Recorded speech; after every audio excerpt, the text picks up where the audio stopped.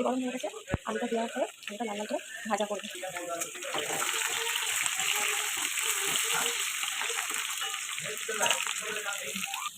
আলুটা লাল লাল করে ভাজা হয়ে গেছে, এবার তুলে নেবো। আলুগুলো তোলা হয়ে গেছে, এবার একটা তেজপাতা দেবো আর পেঁয়াজগুলো কেটে রেখেছিলাম দিয়ে দেবো।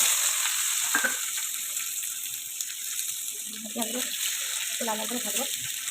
পেঁয়াজগুলো ভাজা ভাজা হয়ে গেছে, এবার আদা রসুনের পেস্টটা আছে এটা দিয়ে দেবো। আদা রসুনের পেস্টটা দিয়ে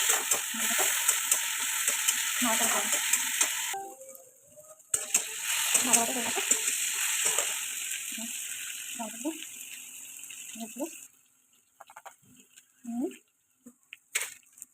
চিনি দিয়ে